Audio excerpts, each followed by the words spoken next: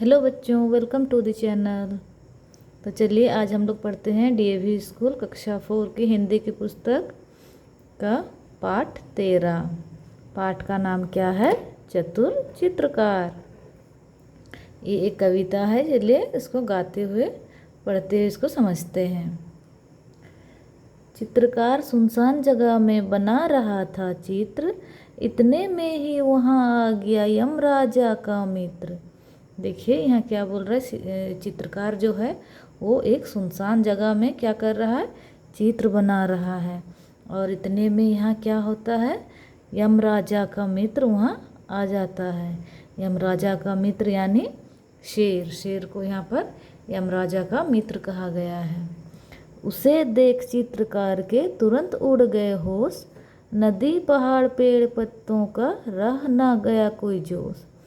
फिर क्या होता है, जो चित्रकार जैसे ही देख लेता है शेर को, फिर उसके क्या हो जाते हैं, होश उड़ जाते हैं डर से।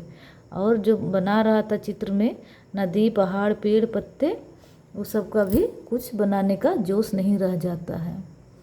फिर उसको कुछ हिम्मत हुई, देख उसे चुपचाप, बोला सुंदर चित्र बना दूं, बैठ जाइए आप। फिर चित्रकार को देखता है कि शेर चुपचाप है, तो उससे कुछ हिम्मत आती है अपने अंदर से। फिर बोलता है कि बैठ जाइए आप, मैं आपका भी एक सुंदर चित्र बना देता हूँ। उकरू मुकरू बैठ गया हुआ सारे अंग बटोर, बड़े ध्यान से लगा देखने चित्रकार की ओर।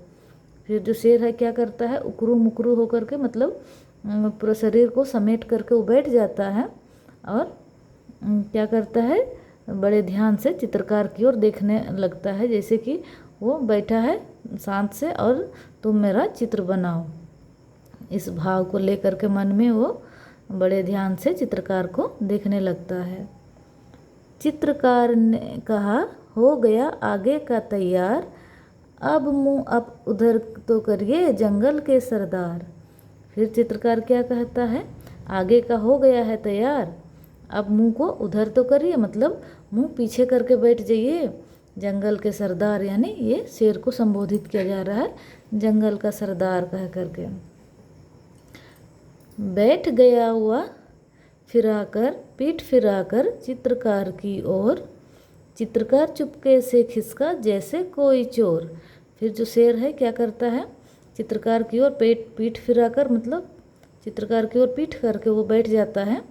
और जैसे ही देखता है कि जो शेर है चित्रकार की ओर पीठ करके बैठा है, तो चित्रकार क्या करता है, चुपके से वो चोर की तरह वहाँ से खिसक जाता है, यानी भाग जाता है।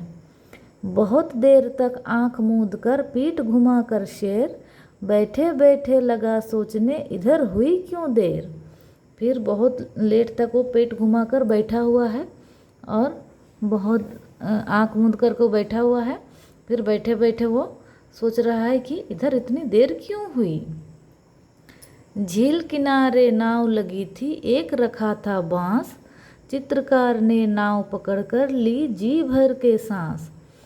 फिर झील के किनारे क्या था, एक नाव रखी हुई थी और एक बांस रखा था।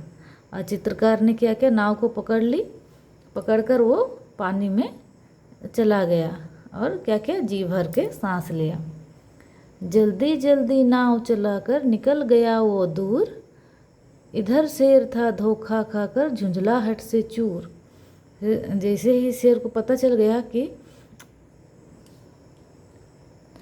जो चित्रकार है वो इसको चकमा दे करके भाग गया है, तो वो गुस्सा से वो उसको धोखा दिया है बोल करके वो गुस्सा से पूरा वो झुंझलाहट हो गया है। शेर बहुत खिसिया कर बोला नाव जरा सी रोक, कलम और कागज ले तो ले जा रे कायर डरपोक। फिर वो कहता है कि वो खिसिया कर, मतलब वो गुस्सा करके खींच करके गुस्सा से वो क्या कहता है कि अरे अपना कलम और कागज़ तो ले जा रे एक कायर डरपोक।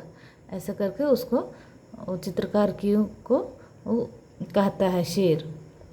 चित्रकार ने कहा तुरंत ही रखिए अपने पास, चित्रकला का आप भी कीजिए जंगल में अभ्यास। और फिर वो जो चित्रकार है वो क्या जवाब देता है शेर को कि इसको आप अपने ही पास रखिए और जंगल में आप भी चित्रकला का अभ्यास कीजिए। इसका कवि कौन है देखिए, राम नरेश त्रिपाठी। तो चलिए हम लोग इसको तो समझ गए हैं और एक बार इसको पढ़ लेते हैं। चित्रकार सुनसान जगह में बना रहा था चित्र, इतने में ही वहाँ आ गया यमराजा का मित्र। उसे देख चित्रकार के तुरंत उड़ गए होश, नदी पहाड़ पेड़ पत्तों का रह न गया कुछ जोश। फिर उसको कुछ हिम्मत हुई, देख उसे चुपचाप, बोला सुंदर चित्र बना दूं, बैठ जाइए आप। उकरू मुकरू बैठ गया हुआ सारे अंग बटोर, बड़े ध्यान से लगा देखने चित्रकार की ओर। चित्रकार ने कहा हो गया आगे का तैयार, अब मुँह आप उधर तो करिए जंगल के सरदार। बैठ गया हुआ पीठ फिराकर चित्रकार की ओर, चित्रकार चुपके से खिसका जैसे कोई चोर। बहुत देर तक आंख मूंद कर पीठ घुमा कर शेर, बैठे बैठे लगा सोचने इधर हुई क्यों देर। झील किनारे नाव रखी थी, एक रखा था बांस, चित्रकार ने नाव पकड़ कर ली जी भर के सांस। जल्दी जल्दी नाव चलाकर निकल गया हुआ दूर, इधर शेर था धोखा खाकर झुंझलाहट से चूर। शेर बहुत खिसिया कर बोला नाव जरा सी रोक, कलम और कागज तो ले जा रे कायर डरपोक। चित्रकार ने कहा तुरंत ही रखिए अपने पास, चित्रकला का आप कीजिए जंगल में अभ्यास। इसके कवि हैं राम नरेश त्रिपाठी। तो ये कविता यहीं समाप्त होता है। आज के लिए इतना ही बच्चों, फिर मिलते हैं नेक्स्ट वीडियो में। Thank you.